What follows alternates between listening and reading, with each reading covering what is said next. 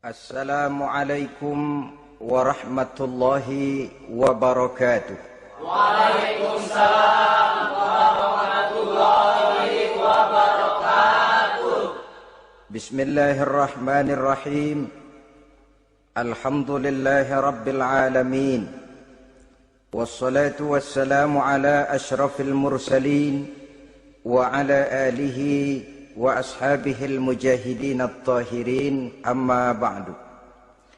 Saudara-saudara kaum muslimin rahimakumullah, sebagai kelanjutan dari pembicaraan kita tentang serial para nabi, maka pada pertemuan kali ini kita akan membicarakan riwayat tentang Nabi Sulaiman alaihi salam dan Ratu Balqis. Nabi Sulaiman adalah putra dari Nabi Daud alaihi salam, yang Nabi Daud ini merupakan keturunan yang ke-12 dari Nabi Yakub. Pada diri Nabi Sulaiman bertemu kebesaran dunia dan kebesaran akhirat. Ya, beliau seorang raja, ya, beliau seorang rasul, ya, beliau seorang pemimpin agama, ya, juga beliau adalah seorang pemimpin negara. Alangkah idealnya memang jikalau ulama menjadi umara, atau jikalau umara adalah seorang ulama. Dengan posisinya sebagai ulama, maka nilai kepemimpinannya terpelihara dari segala macam bentuk penyelewengan. Dan dengan kedudukannya sebagai umara, dia akan lebih efektif memberikan komando kepada rakyatnya untuk hidup melaksanakan perintah-perintah Allah. Tetapi oleh karena orang yang sekaligus jadi ulama dan umara termasuk jenis makhluk langka, maka agama hanya akan memberikan pesan agar yang bernama ulama dan umara saling bekerja sama untuk kemaslahatan dan kemanfaatan rakyat. Ulama adalah ulama, umara adalah umara. Jikalau keduanya bisa berjalan dan berdampingan dengan baik, rakyat akan jadi nikmat. Tapi kalau keduanya centang perenang, tentu rakyat akan jadi kiamat adanya. Ma'asyiral muslimin rahimakumullah. Mengapa figur Nabi Sulaiman adalah figur yang bertumpu kebesaran dunia dan akhirat? Kita lihat dari sejarah bahwa Allah memberikan mukjizat kepada para rasulnya biasanya sesuai dengan kecenderungan umat yang dihadapi pada waktu itu. Umat yang dihadapi Nabi Musa alaihi salam adalah umat yang senang kepada kegagahan, suka kepada bentuk badan yang kuat. Oleh karenanya mukjizat yang diberikan Allah kepada Nabi Musa berupa kekuatan baik tongkat maupun tenaganya. Sebaliknya, umat di zaman Nabi Isa alaihi salam cenderung berbangga dengan kemahirannya di bidang ilmu kedokteran dan ketabiban. Maka mukjizat yang diberikan Allah kepada Nabi Isa adalah mukjizat yang bisa mengatasi semua itu, sehingga Nabi Isa dengan izin Allah bisa menyembuhkan orang yang kena penyakit kusta, belang, bahkan sampai bisa menghidupkan orang mati dengan izin Allah. Di zaman Nabi Muhammad sallallahu alaihi wasallam, kecenderungan umat kepada kemampuan bersyair, sehingga ketika itu yang dihargai adalah ujung tombak dan ujung pena. Ujung tombak dalam arti pahlawan perang, dan ujung pena dalam arti seniman dan penyair. Maka di antara mukjizat terbesar yang diberikan kepada Nabi adalah Al-Quranul Karim, yang keindahan gaya bahasanya tidak seorang penyair pun sanggup menandinginya. Di zaman Nabi Sulaiman alaihi salam, kebesaran dan kemegahan dunia, kekuatan dan kejayaan menjadi ukuran. Kita tahu bahwa Jalut yang dihadapi oleh Nabi Daud adalah seorang yang bertubuh besar dan gagah perkasa, yang dalam sejarah lebih kita kenal dengan nama Goliat misalnya. Maka tidak heran kalau mukjizat yang diberikan Allah kepada Nabi Musa merupakan mukjizat yang bertumpu antara kebesaran dunia dan kebesaran akhirat. sebagai raja dan juga sebagai nabi. Tetapi yang patut menjadikan pelajaran buat kita terhadap seluruh kebesaran yang diberikan itu, Nabi Sulaiman berkata, "Haza min fadli Rabbi liyabluwani aashkuru am akfuru." Semua ini, kekuasaan dan kebesaranku, kejayaan dan kekayaanku, adalah anugerah Tuhan untuk menguji diriku. Adakah aku menjadi bersyukur karenanya atau malah aku menjadi ingkar karenanya? Alangkah baiknya jikalau ucapan Nabi Sulaiman ini kita bisa resapi dan kita bisa terapkan dalam kehidupan ini. Seorang pedagang yang berhasil berkatalah seperti perkataan Nabi Sulaiman. Seorang pejabat dengan kedudukan tinggi berkatalah seperti perkataannya Nabi Sulaiman. Seorang ulama dengan posisi sebagai pemimpin yang non formal berkatalah seperti perkataan Nabi Sulaiman. Seluruhnya berkata, "Haza min fadli Rabbi." Seluruhnya ini adalah karunia Allah untuk menguji diriku, adakah aku bersyukur atau aku menjadi ingkar karenanya. Inilah sekelumit tentang kebesaran Nabi Sulaiman alaihi salam.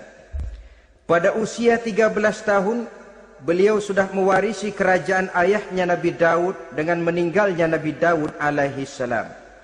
Dan sejak itu keistimewaan Nabi Sulaiman alaihi salam sudah nampak dalam kehidupan.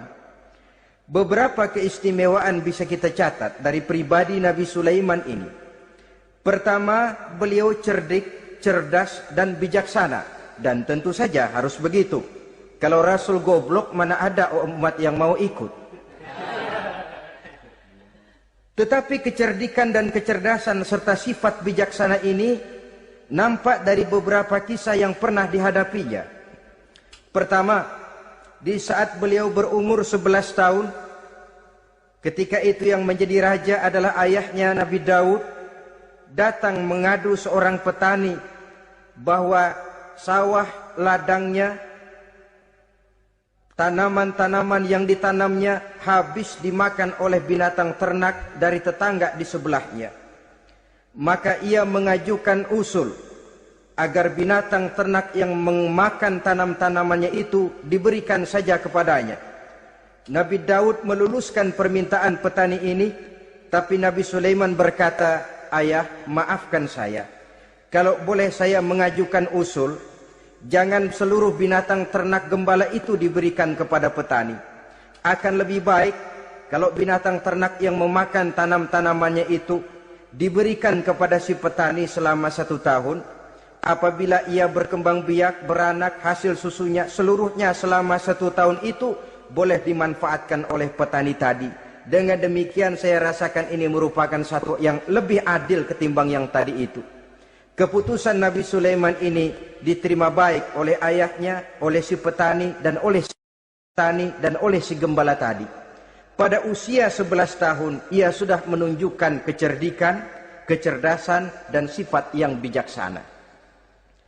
Contoh yang kedua, ada 2 orang ibu yang pada saat akan bekerja di ladang, masing-masing meletakkan bayinya di satu tempat, lalu keduanya pun asyik pergi bekerja. Sedang kedua ibu itu bekerja dengan asyiknya, datanglah seekor serigala menerkam salah seorang anak bayi tadi, dan kemudian dibawanya. Tinggallah anak bayi seorang. Ketika kedua ibu tadi kembali ke tempat dia meletakkan anaknya, maka keduanya lalu berebut anak yang satu itu. Jadi kasus berebut bayi rupanya memang sudah ada dari dulunya. Yang satu berkata itu anaknya, yang lain mengakui itu pun juga anaknya. Akhirnya keduanya mengadu kepada Nabi Sulaiman. Masing-masing ngotot, tidak ada yang mau mengalah. Akhirnya kata Nabi Sulaiman, "Kalau kamu berdua tidak ada yang mau mengalah, sudahlah begini saja. Berikan bayi itu kepada saya, akan saya belah 2 supaya adil. Masing-masing kamu bawa sarang sepotong." Ibu yang seorang berbinar matanya, kelihatannya gembira dengan keputusan itu. "Saya setuju Nabi Sulaiman, ini keputusan yang sangat adil. Betul, belah 2 saja bayi itu." Tapi ibu yang seorang malah berurai air matanya, membasahi pipinya. Ya Sulaiman, daripada Tuhan belah dua anak itu, biarlah berikan saja kepada ibu yang mengaku tadi itu. Tidak sampai hati saya melihat anak yang begini ini harus menjadi korban. Biarlah dia diasuh oleh ibu yang mengakuinya tadi, asal dia tetap hidup. Nabi Sulaiman tersenyum, lalu berkata kepada ibu yang berurai air mata tadi, ambillah anak ini bu, karena ia memang benar anak ibu. Sebab sekejam-kejamnya hati seorang ibu tidak akan sampai melihat anaknya dibelah dua. Adapun engkau ibu yang gembira, engkau sesungguhnya ibu yang kurang ajar. Cuma sekedar ngaku-ngaku, buktinya anak mau dibelah dua kamu setuju. Ibu macam apa kamu anak dibelah dua setuju? Akhirnya ibu yang satu itu menerima hukuman yang setimpal karena mengakui sesuatu yang bukan haknya. Di sini kita lihat kebijaksanaan yang dimiliki oleh Nabi Sulaiman alaihi salam. Bukti yang ketiga, pada waktu beliau mengadakan jihad fi sabilillah, beliau mengadakan mobilisasi dana. Tidak cuma manusia, binatang seluruhnya ikut memberikan sumbangan. Ketika datang gajah, gajah nyumbang kerbau. Datang kerbau, kerbau nyumbang kambing. Datang kambing, kambing nyumbang ayam. Datang ayam nyumbang burung. Datang burung nyumbang balang. Datang balang nyumbang semut. Gajah yang nyumbang kerbau ngelihat balang nyumbang semut ketawa. Hei semut, balang, Nabi Sulaiman kamu berikan semut untuk apa kayak gitu kecilnya? Liatin dong saya nyumbang kebo, kata gajah. Nabi Sulaiman tersenyum seraya bersabda, al-hadiyatu biqadril muhdi. Pemberian itu memang sesuai dengan kemampuan orang yang memberi. Kalau gajah nyumbang kerbau itu wajar saja. Gajah besar sumbangannya pun besar. Sebaliknya kalau balang nyumbang semut itu juga memang pantas. Balang kecil sumbangannya pun kecil. Yang tidak wajar kalau ada balang mau nyumbang kerbau, ada gajah nyumbang semut. Di sini kelihatan watak yang bijaksana dari Nabi Sulaiman alaihi salam. Ini merupakan ciri keistimewaannya. Setiap rasul dibekali dengan sifat ini yang namanya sifat fatonah. Cerdik, cerdas, dan bijaksana. Yang ini memang merupakan mukjizat. Kecerdasan seorang rasul tidak merupakan hasil sekolahan, tapi merupakan bimbingan wahyu semata-mata, dan ini yang tidak bisa ditandingi oleh manusia. Jadi jangan lalu ngambil dalih Rasul aja nggak sekolah pinter, lalu ikut nggak sekolah, ya goblok terus. Itu khususiat kok. Sifat yang namanya fatona itu merupakan bimbingan daripada wahyu. Adapun manusia, jikalau dia mau cerdik, jikalau dia mau cerdas, jikalau dia mau bijaksana, dia harus belajar. Ya lewat bangku sekolah, ya lewat teman bergaul, ya lewat bertanya kepada orang-orang pandai, atau autodidak. Dengan hidup banyak membaca dari kehidupan ini. Dengan demikian nilai kecerdikan, kecerdasan dan kebijaksanaannya akan bisa meningkat adanya. Ini keistimewaan pertama. Keistimewaan yang kedua, Nabi Sulaiman diberikan kekuasaan oleh Allah sehingga bisa menguasai angin, jin, bahkan juga mengerti segala macam bahasa binatang. Menguasai angin, beliau bisa menundukkan angin ribut dan memerintahkannya angin itu. Dalam surah Al-Anbiya ayat 81 kita temukan, wali Sulaiman ar-riha asifatan tajri bi amrihi ilal ardil lati barakna fiha. Dan bagi Sulaiman, ia mampu menundukkan angin ribut yang bertiup menurut perintahnya ke permukaan bumi yang kami berkahi di dalamnya. Menguasai angin, barangkali istilah sekarangnya, memahami betul meteorologi. Itu sebabnya mukjizat hanya diberikan kepada Rasul. Orang yang jiwanya sudah stabil. Coba kalau potongan kita diberikan keistimewaan bisa ngatur angin, Saban Sari main angin. Gak boleh ada orang kita keselin. Kesel sama orang, undang angin, hantam saja. Maka mukjizat semacam ini hanya diberikan kepada orang yang jiwanya sudah stabil. Ada satu cerita, namanya juga cerita, tapi kebenarannya mendekati. Seorang wali di tanah Jawa, sholat Jumat di Masjidil Haram di Mekah itu. Namanya wali kalau di Jawa kan pakai belangkon. Dia sembahyang di Masjidil Haram. Ini ada orang Arab usil, tumben ngelihat belangkon. Ini apa di tengah masjid? Dia tepak belangkon itu, miring di atas kepala. Begitu belangkonnya miring, tanah kayaknya ikut miring. Sehingga penduduk heran, ini apa tanah jadi miring begini? Lalu ada seorang wali juga yang alim dan mengerti, lihat-lihat di tengah Masjidil Haram ada belangkon miring di atas kepala. Jangan-jangan ini sebabnya ini. Dia samperin, dia dananin lagi tuh belangkon rata, tanah kelihatannya kayak rata lagi. Keistimewaan seperti ini pun hanya diberikan kepada orang yang jiwanya memang sudah stabil.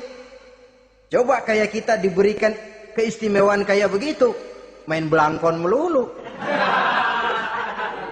Saudara-saudara kaum muslimin rahimakumullah, juga bisa menguasai jin, memerintahkan jin, dan juga mengerti segala macam bahasa binatang. Kita bisa lihat dalam surah As-Saba ayat 12 misalnya. Demikian juga tentang mengerti bahasa binatang. Pada satu hari Nabi Sulaiman dan bala tentaranya lewat di satu lembah. Lembah itu kebetulan lembah semut. Ketika mereka lewat di lembah itu, Raja Semut lihat dari kejauhan, dia pidato kepada rakyatnya para semut itu. Apa katanya? Ya ayyuhan namlu dukhulu masakinakum, la yahtimannakum Sulaiman wa junuduh wa hum la yash'urun. Jadi ini Raja Semut melihat Nabi Sulaiman datang bersama seluruh bala tentaranya, dia pidato kepada rakyatnya. Saudara-saudaraku rakyat semut, di mana saja suara saya bisa didengar. Perhatikan, lembah itu kebetulan lembah semut. Ketika mereka lewat di lembah itu, Raja Semut lihat dari kejauhan, dia pidato kepada rakyatnya para semut itu. Apa katanya? Ya ayyuhan namlu dukhulu masakinakum, la yahtimannakum Sulaiman wa junuduh wa hum la yash'urun. Jadi ini Raja Semut melihat Nabi Sulaiman datang bersama seluruh bala tentaranya, dia pidato kepada rakyatnya. Saudara-saudaraku rakyat semut, di mana saja suara saya bisa didengar. Perhatian, perhatian. Ini Nabi Sulaiman mau lewat dengan seluruh bala tentaranya. Kamu semua supaya masuk ke dalam lubang kamu masing-masing. Sebab kalau kamu nggak masuk ke lubangmu masing-masing, akan diinjak oleh Sulaiman dan bala tentaranya, sedangkan mereka tidak tahu kalau kamu kena injak. Masuklah semut itu seluruhnya ke dalam lubangnya masing-masing. Nabi Sulaiman senyum. Fatabassama dhahikan min qawliha. Mendengar ucapan Raja Semut ini, Nabi Sulaiman tersenyum. Lalu berkata, apa katanya? Rabbi auzi'ni an ashkura ni'mataka allati an'amta alayya wa ala walidayya wa an a'mala salihan tardahu wa adkhilni birahmatika fi ibadika salihin. Satu pengakuan yang tulus, yang jauh dari watak kesombongan. Mendengar Raja Semut berkata semacam itu, beliau senyum, lalu berkata, wahai Allah, tetapkan kiranya hati saya ini untuk selalu bersyukur terhadap nikmat yang Engkau karuniakan kepada saya. Karena nikmatku, nikmat yang Engkau berikan kepadaku, saya mengerti bahasa binatang. Karena mengerti bahasa binatang, saya mengerti seruan Raja Semut itu. Tetapkan saya untuk selalu bersyukur ya Allah atas nikmat yang Engkau berikan ini, atas nikmat yang Engkau berikan kepada kedua orang tua saya, dan tetapkan saya untuk selalu melakukan amal soleh yang Engkau ridhoi, dan masukkan saya ke dalam golongan hamba-hambamu yang soleh. Satu pengakuan yang tulus, yang jauh dari sifat kesombongan. Mungkin kalau sombong yang lahir, begitu dengar Nabi Sulaiman bahwa semut ngomong begitu, beliau akan berkata, iya masuk gede buruan. Tapi kan tidak. Malah beliau perintahkan bala tentaranya, pasukan berhenti. Ada apa Nabi Sulaiman? Di depan kita ada kerajaan semut. Mereka lagi kocar-kacir masuk ke sarangnya masing-masing. Tunggu sampai mereka masuk dan kita bisa lewat dengan aman tanpa harus menginjak-injak mereka. Bala tentaranya di stop dan berhenti. Ternyata kebesarannya tidak menyebabkan ia lalu memandang remeh sampai kepada makhluk yang bernama semut sekalipun. Masih tetap dihargainya sebagai makhluk dari Allah Subhanahu wa ta'ala. Sesuatu yang perlu menjadi contoh kita semua. Sebab orang bilang kadang kacang sering lupa akan kulitnya. Kadang posisi kita yang tinggi menyebabkan kita lupa dari mana kita berasal. Kadang harta yang kita miliki menyebabkan kita lengah dari mana kita datang. Akhirnya yang timbul adalah sifat sombong dan angkuh. Ibarat kata orang, kacang lupa dengan lanjarannya. Ma'asyiral muslimin rahimakumullah. Ini kebesaran dan keistimewaan yang diberikan Allah kepada Nabi Sulaiman alaihi salam. Apa yang perlu kita jadikan tamsil dan ibarat dari kebesaran ini? Saudara-saudara kaum muslimin rahimakumullah. Keadilan sebagai umara yang berpadu dengan kebijaksanaan sebagai ulama. Satu hari seorang sahabat bertanya kepada Rasulullah sallallahu alaihi wasallam, "Ya Rasul, kalau pada satu saat ajal merenggut Tuhan berlalu meninggalkan kami sekalian, kita berpisah untuk selamanya ya Rasul. Dalam kondisi semacam itu, azahrul ardi khairul lana am batniha? Mana yang lebih baik ya Rasul buat kami kalau sudah ditinggalkan oleh Tuhan?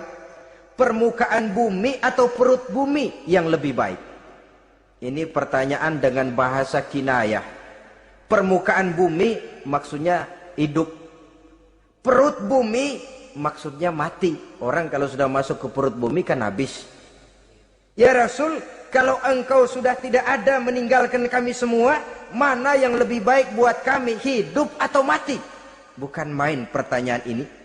Di satu sisi menggambarkan cintanya sahabat kepada Nabi, sehingga kalau tidak bisa mati bersamaan, biarlah mati beriring saja. Di lain pihak juga mencerminkan bingungnya sahabat kalau sudah ditinggalkan oleh Rasul. Atas pertanyaan ini apa jawab Rasul? "Kamu nggak usah khawatir. Walaupun aku sudah tidak ada, kembali ke hadratullah azza wa jalla, meninggalkan kamu semua, kamu tidak usah bingung. Dengan syarat, idza kana umaraukum khiyarukum wa amrukum syura bainakum wa aghniyaukum askhiyaukum fa zahrul ardi khairul lakum min batniha." Kalau saja para umara, kalau saja pemimpin-pemimpin kamu adalah orang-orang yang terbaik di antara kamu, dan seluruh persoalan yang kamu hadapi dapat kamu musyawarahkan dengan baik, lalu orang-orang kaya di antaramu adalah orang-orang yang dermawan, ketika itu walaupun aku sudah tidak ada, hidup lebih baik daripada mati. Permukaan bumi lebih baik daripada perut bumi. Dengan catatan tiga tadi. Pemimpinmu orang yang terbaik di antara kamu, segala persoalan kamu musyawarahkan, dan orang kayamu orang dermawan. Walaupun aku tidak ada, hidup lebih baik daripada mati. Tapi sebaliknya kata Nabi, idza kana umaraukum syirarukum. Kalau umarokmu, pemimpin-pemimpinmu adalah orang-orang yang terjahat di antara kamu. Wa amrukum ala nisaikum. Dan segala urusanmu sudah diatur oleh perempuan. Walaupun dia tidak naik di bidang eksekutif, tidak memegang kekuasaan, tapi kekuasaan bayangannya jauh lebih menentukan daripada kekuasaan yang sesungguhnya. Kalau perempuan sudah ikut campur mengaturmu, kemudian wa askhiyaukum bukhalaukum. Orang-orang kaya di antaramu adalah orang-orang yang bakhil bin pelit alias kikir. Maka ketika itu kata Nabi, fabatnul ardi khairul lakum min zahriha. Perut bumi lebih baik daripada permukaan bumi. Apa yang bisa diharapkan dari pemimpin yang zalim? perempuan yang sok kuasa, dan orang-orang kaya yang bakhil dan pelit. Dalam kondisi semacam itu, bertemulah kita dengan yang bernama kiamat. Dan kalau sudah kiamat macam itu, kata Nabi, perut bumi lebih baik daripada permukaan bumi. Maka yang kita perlukan sekarang adalah kerjasama antara ulama dengan umara. Ulama bukan umara, umara pun bukan ulama. Harus saling kerjasama dan jangan saling memperalat. Kerjasama menurut bidangnya masing-masing menjadi yang terbaik di bidangnya. Jangan sudah jadi kiai karena ingin berpartisipasi aktif lalu pindah jadi pemborong jembatan. Tidak sadar akan profesinya. Dan orang lalu tidak bisa berkata, apaan kiai mubalik bisanya cuma ngomong saja. Sekarang kan zaman pembangunan perlu karya nyata. Mana ada ustadz kiai mubalik bikin irigasi? Cuma pidato saja. Apa kemiskinan bisa diatasi dengan pidato? Ini juga orang tidak ngerti urusan. Wong Nabi saja ngajarin kok. Iza wusidal amru ila ghairi ahlihi fantaziris sa'ah. Yang kemudian diterjemahkan dalam manajemen modern, the right man on the right job. Bahwa persoalan harus diserahkan kepada orang yang memang ahlinya. Lah kalau kiai ngurus irigasi, apa nanti lurah mau ngajar fikih? Camatnya ngajar tafsir.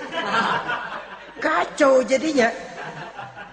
Makin ruwet jalur birokrasi, makin banyak orang meninggalkan profesi dan malah melaksanakan sesuatu yang bukan profesinya. Untuk memberesi keruwetan birokrasi termasuk diantaranya menanamkan kesadaran profesi yang menimbulkan kebanggaan dan kebanggaan yang membuahkan tanggung jawab terhadap profesi itu. Sebab orang kalau sudah bekerja menurut profesinya, walaupun tidak kaya tapi hidupnya tenang. Kenapa? Karena panggilan jiwanya. Seorang kiai yang diajak ngobek, walaupun objeknya gol puluhan juta, kaya belum tentu tenang, karena saya yakin bukan ke sana panggilan jiwanya. Ma'asyiral muslimin rahimakumullah. Itulah sebabnya kerjasama, ulama membangun lingkungannya, ulama membangun manusianya, umara membangun lingkungannya, sehingga terciptalah wujud daripada pembangunan manusia seutuhnya, ya zahirnya, ya batinnya. Seluruh kita berpartisipasi, hanya bidangnya saja yang berbeda-beda. Jangan yang satu merasa lebih berjasa dari yang lain. Jangan yang satu merasa lebih penting dari yang lain. Seluruh kita penting, seluruh kita berjasa, cuma bidang kita saja yang berbeda-beda. Inilah bahasa Quran, kullun ya'mal ala syakilatih. Setiap orang bekerja menurut profesinya masing-masing. Ma'asyiral muslimin rahimakumullah. Kita kembali kepada riwayat Nabi Sulaiman alaihi salam. Satu hari ketika beliau sedang menginspeksi pasukan, berkumpullah pasukan beliau itu, ya tentara yang manusianya, ya pasukan jinnya, ya seluruh binatang-binatangnya berbaris. Beliau selaku inspektur upacara mengadakan inspeksi pasukan. Dari sekian pasukan-pasukan yang diperiksanya pada waktu itu, Nabi Sulaiman melihat tidak terdapat burung hudhud. Beliau bertanya-tanya, "Ma liya aral hudhuda am kana minal ghaibin?" Kemana burung hudhud? Orang lain pada kumpul, dia sendiri tidak ada. Awas kalau dia datang. Kalau dia tidak bisa memberikan alasan yang tepat kemana dia, akan saya berikan sanksi dan hukuman. Ini namanya pemimpin yang bertanggung jawab toh. Seorang pun dari yang dipimpinnya tidak ada, menjadi pertanyaan. Tidak lama kemudian datang burung hudhud. Begitu datang lalu memberikan laporan kepada Nabi Sulaiman. Kalau istilah sekarang, begitu dia sampai berdiri hormat, lapor, kata hudhud ini.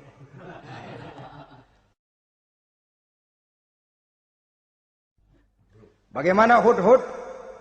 Maaf Tuan Raja, saya terlambat. Iya, kenapa terlambat? Patroli Tuan Raja. Kemana saja kamu patroli? Keliling. Lalu apa hasilnya? Inni wajadtu imra'atan tamlikuhum wa utiyat min kulli syai'in wa laha arsyun azim. Saya baru patroli ke satu negara yang bernama Sabah, Tuan Raja. Sabah, saudara tahu Sabah? Di mana itu?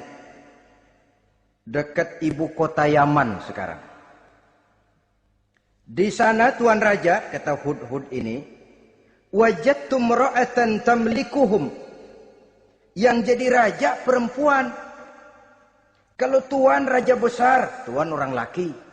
Ayah Tuan raja besar, Nabi Daud, laki. Ini mah model Tuan Raja.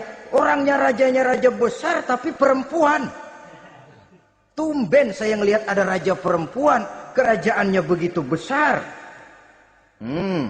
Begitu. Iya. Lalu dia jadi raja bagaimana? Ia mewarisi kerajaan ayahnya Sri Baginda Raja Syarahil. Ketika ayahnya wafat, dia naik. Walaha arsyun azim. Singgasananya besar, bagus, antik Tuan Raja. Terus bagaimana lagi? Wajadtuha wa qaumaha yasjuduna lisyamsi min dunillah. Yang jadi pikiran saya Tuan Raja, dengan kekuasaan yang besar, mereka itu seluruhnya, seluruh bala tentaranya dan kaumnya, yasjuduna lisyamsi. Mereka menyembah matahari, bukan menyembah Allah. Mendengar ini Nabi Sulaiman tergerak hatinya. Waktu mendengar rajanya perempuan, kekuasaannya besar, belum tergerak. Tapi ketika sampai kepada yasjuduna lisyamsi, mereka sujud kepada matahari, di situ pribadi seorang rasulnya tergerak. Siapa nama ratu itu? Namanya Ratu Balkis Tuan Raja. Begini Hudhud, laporan kamu saya terima. Alasan kamu datang terlambat bisa dipertanggungjawabkan. Kamu tidak kena hukuman. Cuma begini saja Hudhud, karena kamu yang laporan, kamu yang tahu lokasi negaranya, kamu yang harus melaksanakan tugas ini. Apa Tuan Raja? Idhab bi kitabi hadza fa'alqih ilaihim. Kamu berangkat lagi ke negeri Sabah, bawa surat saya, berikan kepada mereka. Thumma tawalla anhum. Kemudian kamu berpaling dari mereka, tapi jangan pulang. Fanzur madza yarji'un. Lihat apa reaksi mereka setelah menerima surat ini. Baik Tuan Raja, baik. Nabi Sulaiman menulis sepucuk surat kepada Ratu Balkis, dan surat itu dibawa oleh burung Hudhud tadi. Terbanglah si burung Hudhud ini ke negeri Sabah, masuk ke istana Ratu Balkis, dan surat itu jatuh di kamar Ratu Balkis. Diambil surat tadi, kemudian dibaca. Apa isi suratnya? Innahu min Sulaiman wa innahu bismillahirrahmanirrahim. Alla ta'lu alayya wa'tuni muslimin. Surat ini dari Sulaiman. Bismillahirrahmanirrahim. Jangan kamu merasa lebih tinggi dari aku. Datanglah kepadaku dan masuk ke dalam agama Islam. Suratnya singkat, padat, ultimatum. Jadi enggak pakai bahasa kembang, enggak pakai bahasa basi, langsung kepada isi. Surat ini dari Sulaiman. Bismillahirrahmanirrahim. Jangan kamu merasa lebih tinggi dari aku. Datanglah kepadaku dan masuklah ke dalam agama Islam. Ini yang disebut dakwah langsung tanpa pakai kembang. Saudara-saudara, menerima surat semacam ini, Ratu Balkis lalu ngumpulin para pembantu kerajaan, aparat pemerintah lah zaman sekarang. Termasuk menteri-menteri, dipanggil sidang darurat di istana Ratu Balkis. membahas datangnya surat dari Nabi Sulaiman alaihissalam. Tuan-tuan para menteri, bagaimana Sri Ratu? Saya dapat surat. Dari mana? Dari Sulaiman. Katanya apa? Jangan kamu merasa lebih hebat dan lebih tinggi dariku. Datanglah kemari dan masuklah ke dalam agama Islam. Menurut pendapat tuan-tuan menteri, bagaimana surat ini? Apa kita penuhin permintaannya? Kita datang rame-rame masuk Islam? Oh, kata menteri, jangan dulu tuanku. Gengsi dong. Kita ini kan kerajaan besar. Tentara kita gagah. Masa mau menyerah tanpa syarat? Ini kan kerajaan besar. Tentara kita gagah. Masa mau menyerah tanpa syarat? Soal nanti kita kalah atau menang itu soal lain, Tuan Perdana Menteri, Tuan Ratu. Tapi bahwa kita punya harga diri itu harus kita tunjukkan lebih dulu. Jadi menurut Tuan Menteri bagaimana? Kami sih nunggu komando Tuan Putri saja. Artinya kalau boleh perang saja. Cuma mau duluin takut dikira nyelongcong. Kami sih gimana komando Tuan Ratu saja. Tuan komandokan berangkat, kami segera berangkat. Terserah Tuan Putri, kami seluruhnya loyal, taat dan setia menunggu titah dari Sri Paduka Ratu. Terima kasih para menteriku. Soal kesetiaanmu saya tidak meragukan. Tapi perang dimanapun selalu membawa kerugian.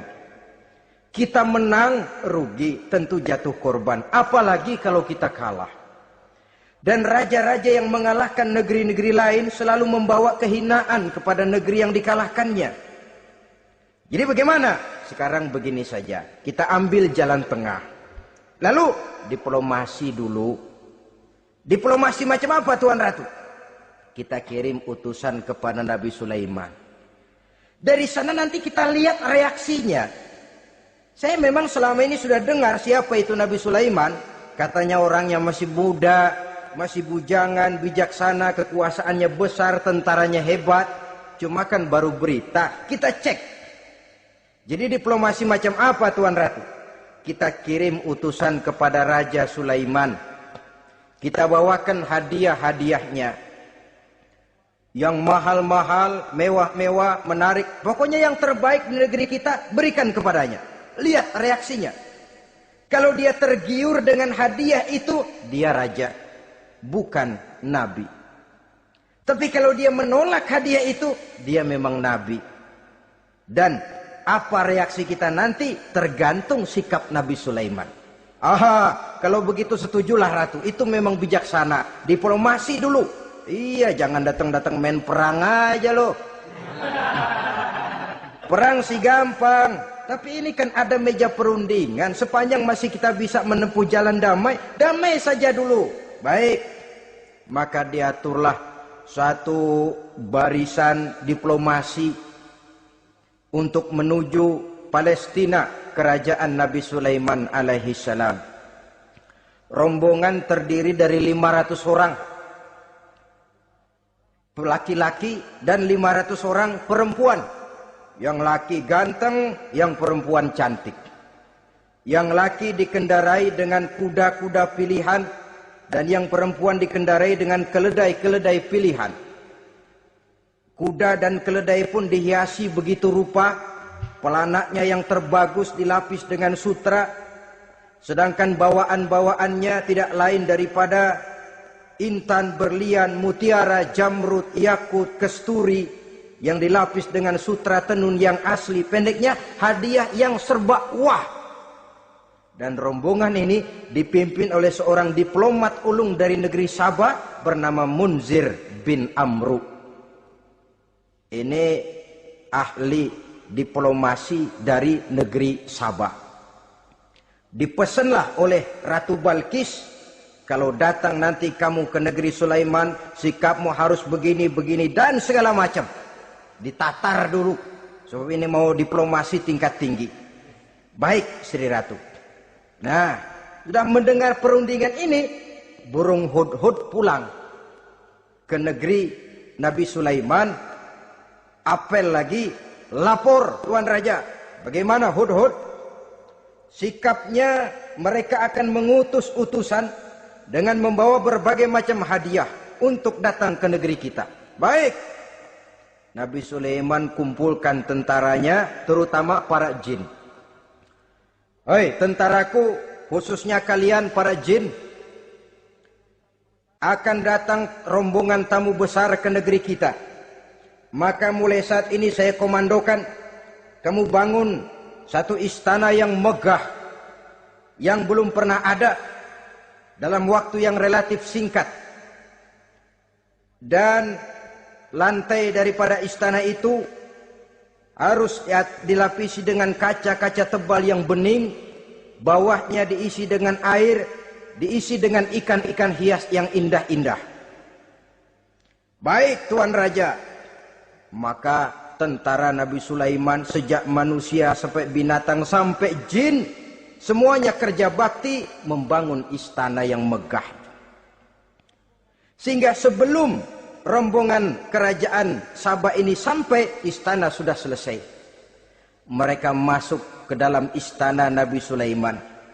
Begitu melihat lantainya gemerlapan air, masing-masing pada ngangkat kain. Takut kainnya basah. Waduh, ini istana kebanjiran begini pikiran. Kata Nabi Sulaiman, nggak usah diangkat kainnya, nggak usah. Ini dilapis kaca, cuma bawahnya memang kolam. Kolamnya berisi ikan. Oh, bengong. Bengong. Bengong aja pada melongo mulutnya. Saudara-saudara, jadi persis orang yang tinggal di puncak gunung datang ke tengah-tengah kota. Kan noraknya minta ampun. Apaan aja ditunjuk. Apaan aja dilihat, apaan aja ditunjuk. Ini ya, itu ya, wah. Wah, sudah semuanya serba wah. Jadi kalau istilah tingkat diplomasinya, mereka sudah kalah mental. Dan itu sudah kemenangan pertama dari Nabi Sulaiman. Sudah shock.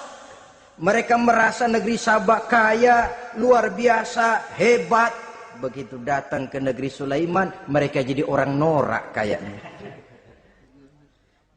Sudah kumpul, nah selamat datang tuan-tuan ke negeri kami. Ada pesan apa? Majulah Munzir bin Amru. Tuan Sulaiman, bagaimana? Kami diutus oleh Sri Baginda Ratu Balkis untuk menyampaikan hadiah-hadiah yang kami bawa ini. Intan, berlian, yakut, jamrud, kesturi, dan barang-barang mahal lainnya. Mudah-mudahan Tuhan bisa menerima dengan senang hati. Nabi Sulaiman tersenyum. Lalu beliau berkata, Atumiddunani bimalin, fama atani Allahu khairun mimma atakum. Kamu mau memberikan saya seluruh hadiah-hadiah permata intan ini? Padahal apa yang telah diberikan Allah kepada saya jauh lebih baik dari apa yang telah diberikannya kepadamu. Kamu merasa bahwa saya kekurangan semua ini? Ketahuilah tuan-tuan, saya punya lebih banyak dari apa yang tuan-tuan berikan sekarang ini. Irja' ilaihim, bawa pulang kembali seluruh hadiah ini. Sampaikan salam saya kepada ratumu, Ratu Balkis.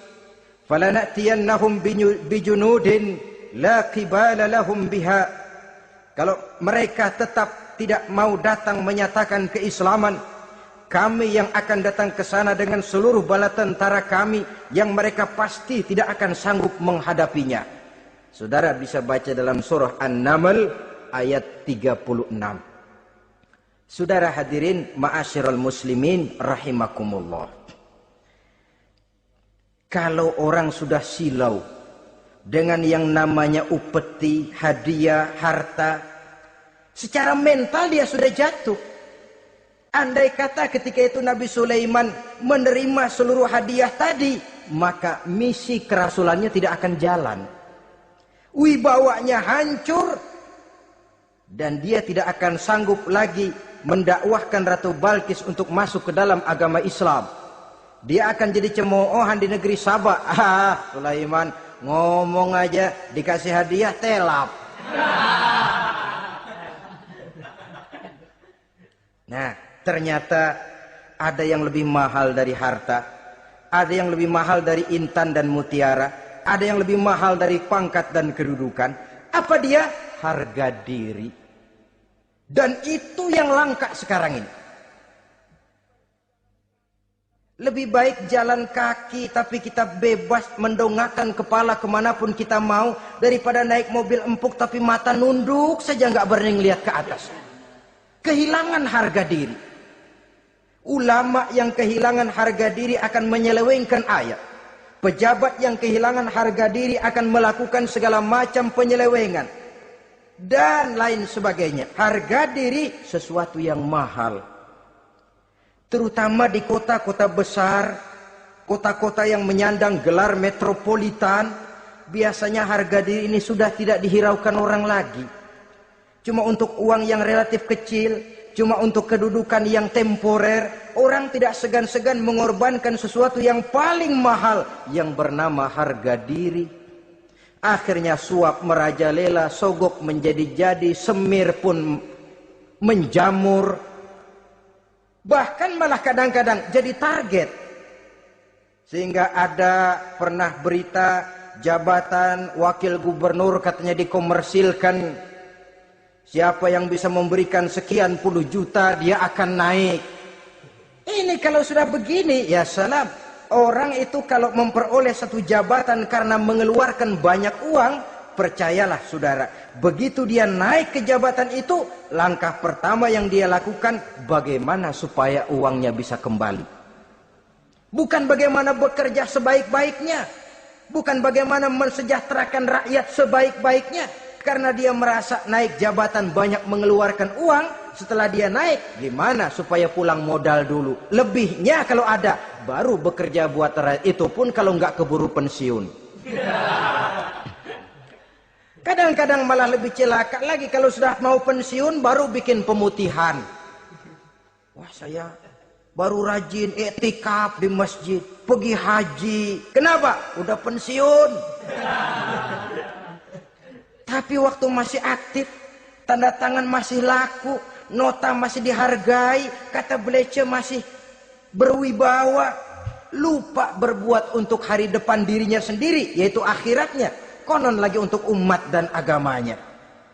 Jadi untuk mengabdi, berbuat baik kepada umat, berkhidmat kepada agama, iktikaf di masjid, tuan-tuan, tak usahlah nunggu sampai pensiun. Manfaatkan posisi yang tuan-tuan punya sekarang ini untuk beribadah dengan sebaik-baiknya. Itu pun masih bersyukur, masih bisa mengadakan pemutihan daripada tidak sama sekali. Cuma alangkah akan lebih efektifnya lagi kalau itu diawali pada saat kita masih mempunyai posisi kunci. Ini reaksi Sulaiman, saudara-saudara. Diberikan hadiah yang mahal, atumidunani bimalin. Kamu mau nyogok saya dengan hadiah ini? Yang diberikan Allah lebih hebat dari yang kau bawa sekarang ini. Apa yang saya cari? Oleh Allah saya telah diberikan sesuatu yang lebih besar dari yang kau bawa. Sudah, bawa pulang saja. Sampaikan salam kepada ratumu. Kalau dia tetap ngotot tidak mau kemari, saya yang akan datang ke sana dengan seluruh bala tentara yang saya yakin sampean akan kewalahan ngadepinnya. Pulang, sampaikan salam saya, bawa seluruh hartamu. Diplomasi tahap pertama menang total. Utusan Raja Sabah sudah kalah mental, kalah juga fisik. Pulanglah mereka dengan membawa kembali seluruh hadiah yang mereka ingin sampaikan tadi. Bisa dibayangkan mentalnya itu, ya. Sama juga kita sudah punya niat ingin menyogok seseorang, tahu-tahu yang mau disogok nggak nerima, pulang kayaknya muka kan belipet. Sulit ketemu orang. Jadi perasaan kita orang pada ngetawain aja. Padahal orang mah nggak tahu persoalannya. Tapi sikap mental sendiri itu. Jadi memang saudara-saudara, ini berkaitan. Walaupun yang mau nyogok banyak, kalau yang disogok nggak mau, nggak jadi. Walaupun ada yang minta disogok, kalau yang mau nyogok nggak ada, juga nggak nyetel. Lah ini nyetel, yang mau nyogok banyak, yang disogok pun ada. Jadilah perbuatan itu. Ma'asyiral muslimin rahimakumullah. Sampai mereka di kerajaan Sabah, mereka ceritakan itu, Ratu Balkis bengong. Ternyata yang saya dengar selama ini memang benar rupanya. Sulaiman bukan cuma raja, tapi juga rasul. Bukan cuma pemimpin negara, tapi juga pemimpin agama. Lalu bagaimana, Sri Ratu? Biarlah saya pikir-pikir dulu. Pikir. Bagaimana ya? Sudahlah, begini saja. Kita sekarang berangkat ke negeri Nabi Sulaiman. Saya yang akan langsung memimpin rombongan. Ada dua tujuan Ratu Balkis sebenarnya. Tujuan pertama ingin melihat dengan mata kepala sendiri kebesaran Sulaiman yang selama ini dia cuma dengar beritanya saja. Yang kedua, ada udang di balik batu. Kalau setelah Nabi Sulaiman nanti melihat kecantikan Ratu Balkis ini, dia bisa fly. Nah, istilah anak sekarang, dia bisa fly. Nah, siapa tahu kan, karena kecantikannya Nabi Sulaiman lalu jatuh hati. Dan Dewi Amor pun bicara, nanti bila mata bertemu mata, bibir ikut senyum, hati berdetak. Maka terjadilah magnet-magnet saling bersentuhan, percintaan tingkat tinggi. Kan lumayan dapat suami, dapat pacar seorang raja besar. Jadi dengan harapan ini berangkatlah langsung memimpin rombongan. Ada dua tujuan Ratu Balkis sebenarnya. Tujuan pertama ingin melihat dengan mata kepala sendiri kebesaran Sulaiman yang selama ini dia cuma dengar beritanya saja. Yang kedua, ada udang di balik batu. Kalau setelah Nabi Sulaiman nanti melihat kecantikan Ratu Balkis ini, dia bisa fly. Nah, istilah anak sekarang, dia bisa fly. Nah, siapa tahu kan, karena kecantikannya Nabi Sulaiman lalu jatuh hati. Dan Dewi Amor pun bicara, nanti bila mata bertemu mata, bibir ikut senyum, hati berdetak. Maka terjadilah magnet-magnet saling bersentuhan, percintaan tingkat tinggi. Kan lumayan dapat suami, dapat pacar seorang raja besar. Jadi dengan harapan ini berangkatlah Ratu Balkis ke negeri Nabi Sulaiman. Hud lapor lagi. Lapor. Gimana Hud? Ini Ratu Balkis yang mimpin sekarang. Baik, kita siap-siap. Begini saja, kata Nabi Sulaiman. Siapa yang bisa bawa singgasana Ratu Balkis ke sini? Jin Ifrit tampil. Saya. Berapa lama kamu perlukan untuk membawa singgasana Ratu Balkis kemari? Sebelum Tuan bangun dari tempat duduk, itu singgasana sudah bisa sampai kemari, Tuan Raja. Bagus. Ada yang bisa lebih cepat? Saya, kata seorang ulama. Berapa lama? Sebelum Tuan kedip. Asal Tuan kedip, Tuan melek lagi, singgasana sudah sampai di sini. Baik, kerjakan. Dalam waktu sekejap itu singgasana Ratu Balkis sudah sampai di istana Nabi Sulaiman. Pasang di sini, biar dia dudukin nanti. Robah sedikit biar dia nggak kenalin. Dirombak sedemikian rupa. Masuk Ratu Balkis ke istana Nabi Sulaiman. Terjadilah kemudian di perundingan semacam tingkat tinggi antara raja dengan raja. Bagaimana Tuan Ratu Balkis? Iya, Tuan Sulaiman. Iya, bagaimana? Saya kagum dengan kebesaran Tuan. Bukan kebesaran saya. Seluruhnya ini adalah karunia Allah kepada saya. Saya dengar Tuan menyembah matahari. Padahal matahari tidak pernah memberikan apa yang Tuan kehendaki. Matahari tidak pernah menciptakan Tuan. Adalah lebih baik Tuan menyembah yang menciptakan matahari daripada menyembah matahari itu sendiri. Nabi Sulaiman. Bagaimana kalau kita mengadakan ya sambil berunding, sambil lobbying istilah sekarang. Baik, lobbying pun jadi. Berjalanlah meninjau seluruh pelosok istana Nabi Sulaiman alaihi salam. Seperti halnya bala tentaranya, Ratu Balkis juga sampai di lantai kaca, angkat kain. Kata Nabi Sulaiman, jangan diangkat tuh kain. Ini bukan air, istana kaca. Bukan main kebesaran kamu. Melihat begitu kebesaran Nabi Sulaiman, Ratu Balkis yang niatnya sementara mau melontarkan diplomasi asmara, lupa. Lalu apa katanya? Rabbi inni zolamtu nafsi. Ya Allah, selama ini saya benar-benar telah zalim kepada diri saya. Begitu banyak nikmat yang engkau berikan kepada saya. Saya jadi ratu dengan kekuasaan yang besar, mewarisi kebesaran ayah. Dengan kerajaan dan bala tentara yang gagah perkasa. Bukan saya bersyukur kepadamu, malah saya menyembah matahari. Inni zalamtu nafsi. Sungguh saya telah zalim kepada diri saya. Maka mulai sejak saat ini, aslamtu ma'a Sulaiman lillahi rabbil alamin. Mulai sejak saat ini ya Allah, saya nyatakan diri, saya masuk Islam, bertuhankan Allah Rabbul Alamin. Saya tunduk kepada Nabi Sulaiman alaihi salam. Masuk Islam sebelum diplomasi asmaranya melayang, saudara-saudara. Sudah masuk Islam? Sudah. Nah, Ratu Balkis sekarang bagaimana? Ya Nabi Sulaiman, kalau saya masuk Islam, apakah kerajaan saya akan tunduk dan diatur oleh kerajaan Tuhan? Tidak. Kamu persilahkan pulang ke kerajaanmu. Atur negerimu menurut cara yang kamu mau, asal sesuai dengan perintah Allah.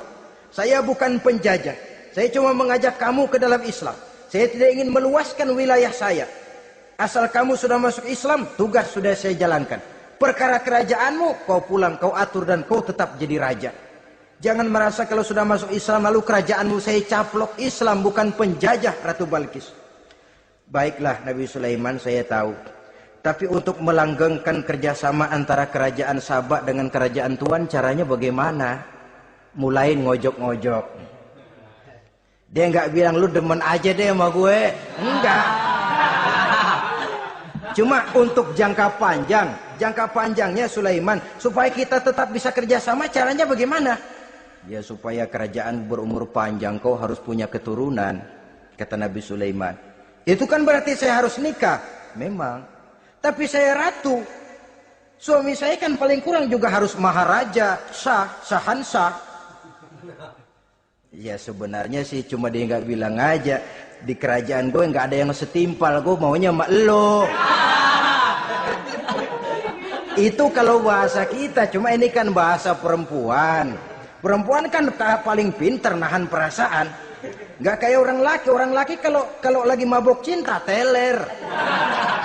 Sama siapa aja dia cerita. Gue kan lagi demen sama si Ano. Lain sama perempuan, dia paling bisa jaga perasaan. Saya kalau begitu, saya harus kawin dengan maharaja. Ya kamu tinggal pilih saja, kata Nabi Sulaiman. Nabi Sulaiman, ini Perdana Menteri udah pada mesem-mesem, udah paham ke arah mana maksudnya. Bagaimana kalau kita kukuhkan saja dua kerajaan ini, Nabi Sulaiman? Saya pun setuju kalau itu kamu punya mau. Wah, ini Perdana Menteri takbir semua.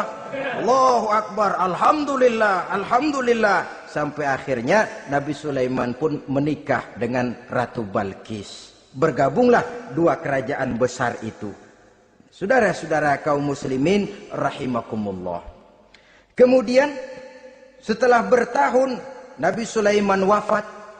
Tidak seorang pun tahu karena beliau wafat sedang pegangan tongkat. Ketika tongkat dimakanin rayap, rapuh, baru beliau jatuh. Orang tahu kalau Nabi Sulaiman sudah wafat. Menurut riwayat, beliau wafat itu sedang sholat. Karena sholat Nabi Sulaiman cuma diri saja. Tidak pakai ruku dan sujud. Menurut riwayat lain, beliau sedang memandori jin dan tentaranya yang sedang kerja. Begitulah wafat beliau, kita bisa baca dalam surah Saba ayat ke-14.